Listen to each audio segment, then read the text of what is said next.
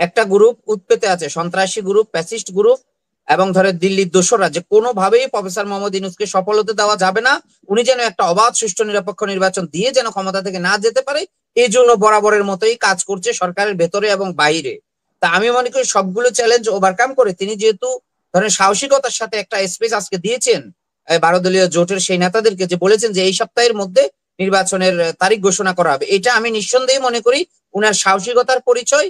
এবং এটা উনি একটা চ্যালেঞ্জের সম্মুখীন হয়েছে, যে আমি চ্যালেঞ্জ নিয়ে তারিখ ঘোষণা করব, তোমরা যত কিছুই করো নির্বাচন পিছাতে পারবে না। যারা বাংলাদেশের উন্নয়ন সহ্য করতে পারে না, যারা বাংলাদেশকে বিশ্বের দরবারে গণতান্ত্রিক রাষ্ট্র হিসেবে চায় না, যারা বাংলাদেশকে একটা ব্যর্থ এবং জঙ্গি রাষ্ট্র হিসেবে বানাতে চায়, তারাই চায় যে কোনোভাবে যেন বাংলাদেশে নির্বাচন না হয়, এই সরকার বিতর্কিতের মধ্যে পড়ুক। যাদের বিরুদ্ধে সত্যিকার অর্থে এখন দুর্নীতির এলিগেশন আসছে, সব বিচার হবে। হাসিনার 17 বছরেরও হবে, এই সরকারের 1.5 বছরের বিচারও আপনি হবে, এবং আপনি সেটা দেখবেন যখন জনগণের সরকার প্রতিষ্ঠা হবে। বাংলাদেশ একটা ক্রান্তি ধরেন একটা সংকটময় সময়ের মধ্য দিয়ে যাচ্ছে, এটা আমরা কেউ অস্বীকার করতে পারবো না। বাংলাদেশের কোথাও ধরেন আইন শৃঙ্খলা স্টেবল না, প্রশাসন কোথাও অ্যাক্টিভলি কাজ করছে না, সরকারের বডি গুলো ঠিক মতো ধরেন জবাবদিহিতার সরকার এবং জনগণের সরকার এই মুহূর্তে বাংলাদেশে নেই। আমাদের প্রধান উপদেষ্টা বারবার তিনি বিরক্ত হয়ে ক্ষমতা ছেড়ে দিতে চাচ্ছেন। এই যে একটা অবস্থা, এই অবস্থার মধ্যে আজকে সবকিছুকে ধরেন নিস্তব্ধ করে দিয়ে বাংলাদেশের মানুষের জন্য একটা আশার বাণী, একটা স্বাধীনতার সূর্য উদিত হয়েছে, যে প্রধান উপদেষ্টা এই চলতি সপ্তাহের মধ্যে নির্বাচনের তারিখ ঘোষণা করবে। এটা নিঃসন্দেহ এতগুলো ধরেন অস্বস্তিকর সংবাদের মধ্যে, এতগুলো দুঃসংবাদের মধ্যে এটা একটা সুসংবাদ, যে সত্যিকার অর্থে বাংলাদেশ আবার গণতন্ত্রের পথে যাচ্ছে।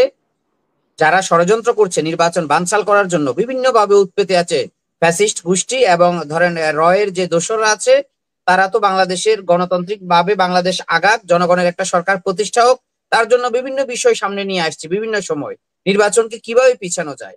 কিন্তু আমি দেখছি যে আজকে যেহেতু তিনি বলেছেন চ্যালেঞ্জ নিয়ে 12 দলীয় যেই আমাদের এই সমমনা জোটের যেই ধরেন হুম। তার সাথে কৌশল বিনিময় ছিল, সেখানে তিনি বলেছেন যে চলতি সপ্তাহের মধ্যে নির্বাচনের তারিখ ঘোষণা করবে। আমি মনে করি এখানে বাংলাদেশের প্রত্যেকটা মানুষ খুশি হয়েছে এই সংবাদ শুনে, যে মানুষ তো অনিশ্চয়তা, রাজনৈতিক দলগুলো অনিশ্চয়তার মধ্যে আছে যে কখন নির্বাচন হবে। আরেকদিকে যারা ধরেন বাংলাদেশের কিন্তু এত 18 কোটি সময় মানুষ। মানে এই যে উনি বললেন লন্ডনে একরকম বৈঠক হলো, তারপরে এরপরে আমরা আলোচনা হলো যে ডিসেম্বরের মধ্যে আইনশৃঙ্খলা বাহিনীকে হতে বলা হয়েছে নির্বাচনের জন্য। কিন্তু অনেক নাটকীয়তা হচ্ছে না মানে তারিখটা ঘোষণা করতে। এটা কি আপনার মনে হচ্ছে না যে আসলেও না, ৪-৫ দিন পরে যদি ঘোষণা না হয় তাহলে কি হবে? তার মধ্যেও যদি না, কোনো নাটকীয়তা তৈরি হয়? এই নাটকীয়তার মধ্যে আমাদের প্রফেসর মোহাম্মদ ইউনূসকে একটা গোষ্ঠী ফেলানোর চেষ্টা করছে, এবং উনার সম্মান যেন অক্ষুণ্ণ থাকে, আমরা রাজনীতিবিদরা সেই চেষ্টা করছি। তবে একটা গ্রুপ উৎপেতে আছে, সন্ত্রাসী গ্রুপ, ফ্যাসিস্ট গ্রুপ এবং ধরে দিল্লির দোসররা, যে কোনোভাবেই প্রফেসর মোহাম্মদ ইউনূসকে সফল হতে দেওয়া যাবে না। উনি যেন একটা অবাধ সুষ্ঠু নিরপেক্ষ নির্বাচন দিয়ে যেন ক্ষমতা থেকে না যেতে পারে, এই জন্য বরাবরের মতোই কাজ করছে সরকারের ভেতরে এবং বাইরে। তা আমি মনে করি সবগুলো চ্যালেঞ্জ ওভারকাম করে তিনি যেহেতু ধরেন সাহসিকতার সাথে একটা স্পেস আজকে দিয়েছেন 12 দলীয় জোটের সেই নেতাদেরকে, যে বলেছেন যে এই সপ্তাহের মধ্যে নির্বাচনের তারিখ ঘোষণা করা হবে, এটা আমি নিঃসন্দেহে মনে করি উনার সাহসিকতার পরিচয়। এবং এটা উনি একটা চ্যালেঞ্জের সম্মুখীন হয়েছে, যে আমি চ্যালেঞ্জ নিয়ে তারিখ ঘোষণা করব, তোমরা যত কিছুই করো নির্বাচন পিছাতে পারবা না। তা আমরা আরেকটা জিনিস দেখছি যে বড় দলগুলোকে দোষারোপের রাজনীতির মধ্যে ফেলে দেওয়া হচ্ছে।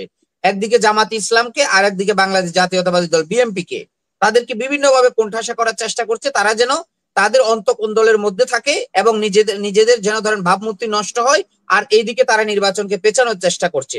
তা আমরা মনে করি যে আমাদেরকে দিন শেষে মনে মানে রাখতে হবে এরা কারা? এদের উদ্দেশ্যটা কি? কেন বিএনপি এবং জামাতকে টার্গেট করা? এদের উদ্দেশ্যটা হচ্ছে বাংলাদেশকে রাজনীতি শূন্য করা, বাংলাদেশে একটা পুতুল সরকার প্রতিষ্ঠা করা। তারা জানে যে যদি এই সময় একটা অবাধ সুষ্ঠু নিরপেক্ষ নির্বাচন হয়, বাংলাদেশের স্বাধীনতার পরে এত শক্তিশালী মানে জনগণের সরকার আর হবে না। কারণ 5ই আগস্টের পরে আপনি দেখেছেন অলরেডি অনেকগুলো সংস্কার সামনে চলে এসেছে, সেই সংস্কারগুলো আমাদের নির্বাচন কমিশন হাত দিয়েছে, এবং আমাদের যেই ঐক্যমত কমিশন সেখানে অনেকগুলো সংস্কার চলে আসছে।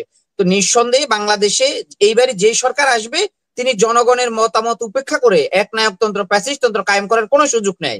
এক হচ্ছে জনগণের চাপ, দ্বিতীয় হচ্ছে তাকে সেই আমলাতন্ত্রের চাপে ফেলে দেওয়া হয়েছে। সুতরাং এটা সম্ভব না জেনে যারা বাংলাদেশের উন্নয়ন সহ্য করতে পারে না, যারা বাংলাদেশকে বিশ্বের দরবারে গণতান্ত্রিক রাষ্ট্র হিসেবে চায় না, যারা বাংলাদেশকে একটা ব্যর্থ এবং জঙ্গি রাষ্ট্র হিসেবে বানাতে চায়, তারাই চায় যে কোনোভাবে যেন বাংলাদেশে নির্বাচন না হয়, এই সরকার বিতর্কিতের মধ্যে পড়ুক এবং বড় রাজনৈতিক দলগুলো যেন বিতর্কের মধ্যে পড়ে, বাংলাদেশে যেন মানুষ রাজনীতি শূন্য হয়ে যায়। অর্থাৎ তারা যেন কোনো শক্তির উপর ভর না করে, যে আওয়ামী লীগ যেভাবে প্যাসিস্ট হয়ে গেছে এই দলগুলোকে চাঁদাবাজি বা মৌলবাদ বিভিন্ন তকমা দিয়ে আমরা দেখতে পাচ্ছি উদ্দেশ্য প্রণোদিত ভাবে তাদেরকে সাইবার আক্রমণ করা হচ্ছে। এবং সবচেয়ে বড় দুঃখের বিষয় হচ্ছে 5 তারিখের পরে আমাদের মিডিয়াগুলোর মধ্যে এখনো সবচেয়ে বেশি স্বৈরাচার এবং দিল্লির দোসররা মিডিয়ার মধ্যে আছে। সুতরাং এই মিডিয়াগুলো আমি মনে করি যে মাহফুজ আলম সেখানে বসে কি করছে সেটা তিনিই জানেন।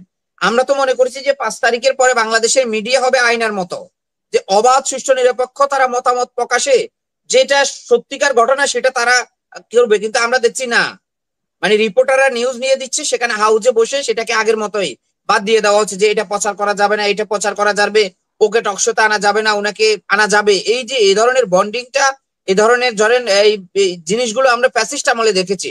কিন্তু আমরা খুবই ব্যথিত যে সত্যিকার অর্থে যাকে মাস্টার মাইন্ড বলা হয়েছে, যিনি ছাত্রদের একেবারে মহানায়ক, তিনি তার এই ধরেন এই মিডিয়া জগতে কি করেছে, তিনি সত্যিকার অর্থে এখনো সেটাকে দালাল মুক্ত করতে পারে নাই।